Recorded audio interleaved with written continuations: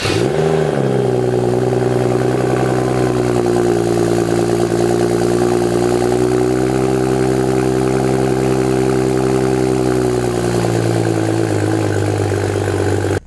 is up, guys? Welcome to CJSVLOGS and welcome to my first 1,000 miles in my BMW M235i.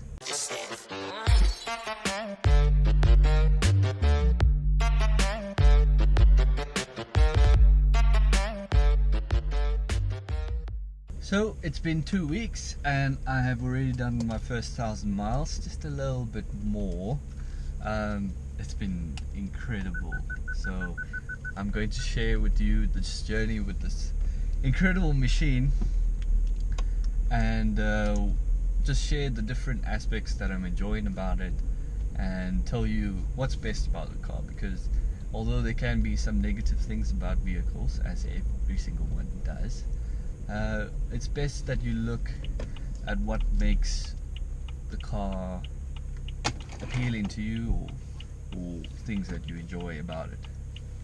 So first we'll start with the exterior. I have a big BMW fan friend that absolutely loves this car because he's a little bit old, so he says that it reminds him so much about the E30 M3 because of its size, and he says he enjoys it because it looks, you know, compact, and it's not as big as the BMWs are today, which is a very fair point because you look at the M4 and then that's quite a big car.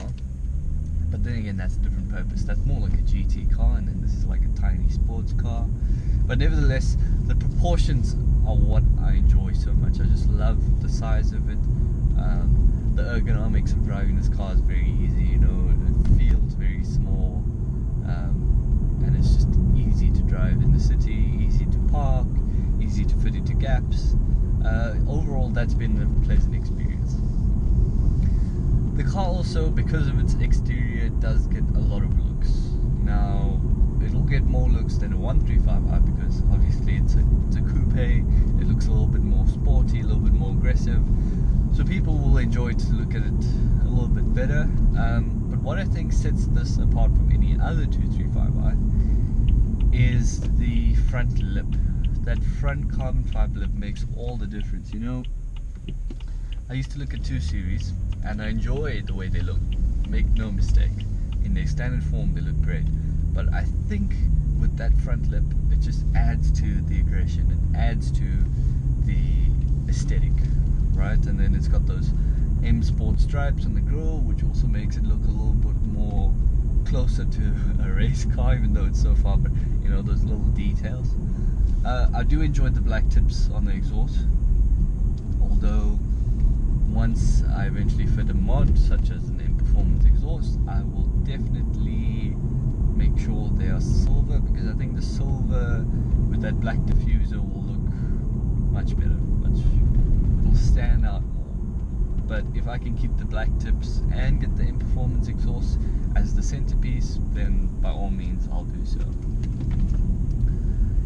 Interior wise, I think it's been absolutely, look, it's not, I'm gonna say that Audi interiors are better because Audi just make the best interiors on the market.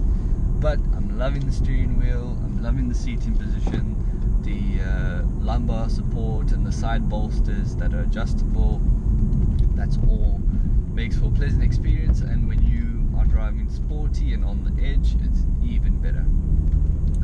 Which brings me to my next point, is how does the car do on the long road? So I recently did the trip with my family, and us 4 were in the vehicle. We had luggage in the back. It was an overnight stay, so it wasn't too much, but it was great. The car is really comfortable when you put it in comfort mode. Sport mode, you can forget about it because it'll just destroy your spine. But on the long road, I managed to get 730 kilometers off the 52 litre tank, which shows that this 3 litre straight 6, even with its 360 horsepower, 380 horsepower, can be efficient in the right driving style. In the city, so I've done 230 kilometers on this tank, and I still have another 300 kilometers, so I'm going to look at 500 kilometers on this tank. But that's with about 2 hoons that I did in sport mode for about 20k, so I'm sure if I don't hoon at all and I don't touch the sport button, then I'm sure the economy will be great. This car, I've enjoyed exploring its performance. I know there's so much more performance in it, barely touched the surface, and I think in the weeks to come and the months to come, we do more track days, skid pans, hit some mountain roads. I think it's going to be incredible. What I have noticed is you cannot explore all of its power in the city. Not at all can you give its full potential, because in sport mode it does tend to snake a little bit on the takeoff, and then once it grips, after it snaked a little bit in first and then second, and then you're already doing like 80 or 90 k's an hour, and the national speed limit in my country of South Africa is 120, so it gets there reasonably quickly, so you cannot explore it all.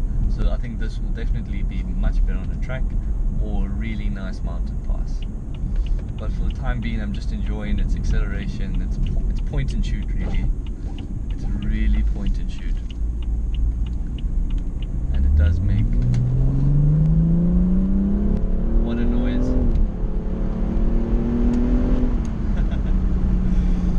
And it's so effortless, is what shocks me. Is it's so tiny, and its power to weight ratio, I don't know the exact figure.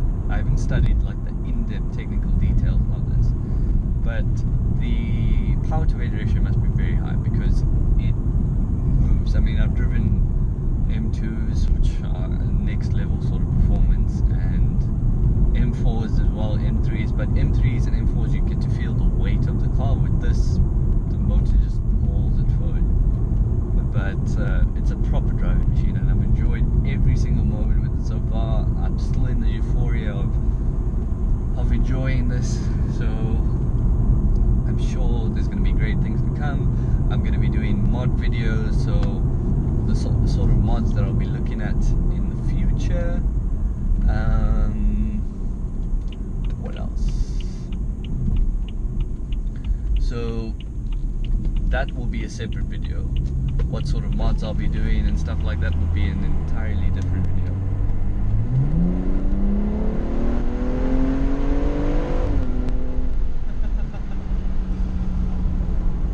And the sound of it, I mean, the 6-cylinder just makes it sound premium, you know, over 4-cylinder. And if you've seen my first video of this car, you'd have known that one of the reasons I took it over a Golf R or an S3 is just because it sounds more premium. You know, that 6-cylinder, just, it's so meaty. So the mod videos and stuff, what sort of mods I'm looking at, still going to try and keep them in warranty because I still have so much about the plan. So I'll see mechanically what I can do with the performance parts and stuff like that. Aesthetically, I'm looking at, I don't know if you guys have seen the M235i racing car that races at the Nürburgring and in the VLN series. Aesthetically, I'm going to look at that for carbon fiber, like a carbon fiber lip on the back, but all of that discussion will be in another video. But as I drive this car and experience it more and more and more and more, different runs, different mountain passes, different tracks, I will share the entire journey with you as I rack up the miles in my 235i. So if you enjoyed the video, give it a thumbs up. If you aren't a subscriber, please do hit that subscribe button. And if you have any questions, if you have anything you want to know about the car, about me, about anything like that, just drop a comment below. And follow me on social media, Instagram, Twitter and Facebook. The links are below. Cheers guys, see you in the next one.